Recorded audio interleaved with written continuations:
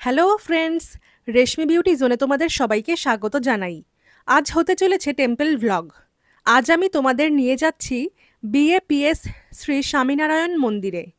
এটি পৈলান মন্দির নামেও পরিচিত।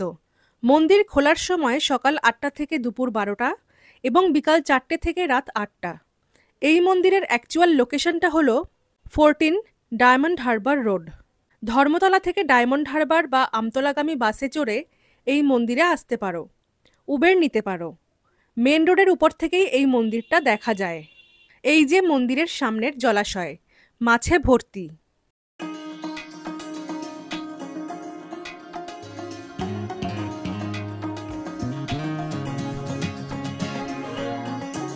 মন্দিরের চারপাশটা তোমাদের ঘুরিয়ে দেখাচ্ছি। এখানে এলে মনে হয় যেন এক টুকরো গুজরাটে এসে পড়েছি। এত সুন্দর কারুকার্যময় মন্দির কলকাতা শহরে খুব কমই আছে। মন্দিরের ভিতরে ভিডিওগ্রাফি অ্যালাউড নয়, তাই তোমাদের বিগ্রহের ছবি দেখাতে পারলাম না। মন্দিরটা দোতলা। একতলায় রয়েছে শ্রী স্বামীনারায়ণের মূর্তি, সেখানে সবাই পূজা দেয়, বিগ্রহকে স্নান করায়। আর উপরের তলায় রয়েছে শিব পরিবার, হনুমানজি, গণেশ, রাধাকৃষ্ণ, শ্রী স্বামীনারায়ণ ভগবানের মূর্তি। মন্দিরের উপরের তলার কারুকার্য অসম্ভব সুন্দর। মন্দিরের ভিতরের পরিবেশটা খুব সুন্দর, সাজানো বাগান, পরিচ্ছন্ন রাস্তা। এখানে টয়লেটও আছে। যারা দূর থেকে আসছো এখানকার টয়লেট ইউজ করতে পারো। আর মন্দিরের শান্তিপূর্ণ মনোরম পরিবেশে সময় কাটালে মন এমনিতেই ভালো হয়ে যায়। এখানে এলে বাইরে বেরোতে মন চায় না, মনে হয় আরও কিছুক্ষণ থাকি, বাগানে বসে স্পিরিচুয়ালিটি অনুভব করি।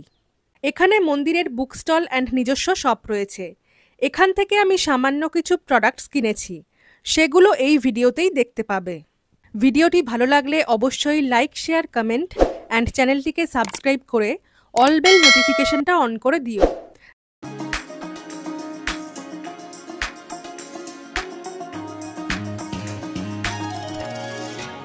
আমাদের কিছু সেলফিও তোমাদের সাথে শেয়ার করলাম।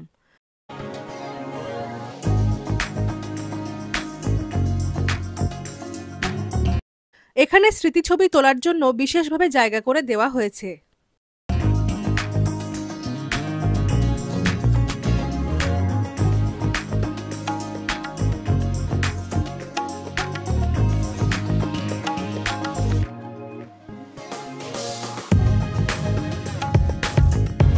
আর এই হচ্ছে মন্দিরের ফুড স্টল।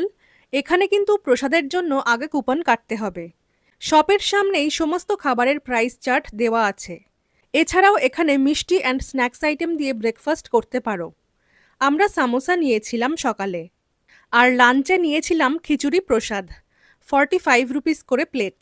আর এই ভাত অ্যান্ড রুটির থালিটা, যার দাম 150 রুপিস। এই থালিতে ছিল ভাত, রুটি, স্যালাড, ছাঁচ, আচার, ঢোকলা, সোনপাপড়ি, তরকা, ডাল, আলু ফুলকপির তরকারি। মন্দিরের ভোগারতি সম্পন্ন হলে কুপন নিয়ে এই ফুড স্টলের কাউন্টারে তোমাদের আসতে হবে। কুপন জমা দিয়ে খাবার কালেক্ট করতে হবে। আর এই যে প্রসাদ, 50 রুপিসের ডালা দিয়ে পুজো দিয়েছিলাম। তার মধ্যে ছিল এই প্রসাদ, ধাগা ও প্রাসাদিক জল।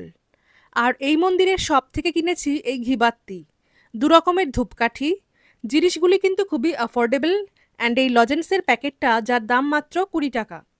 4 টাকা করে এই শরবতের প্যাকেটগুলো কিনেছি। দেখা হচ্ছে নেক্সট ভিডিওতে। বাই।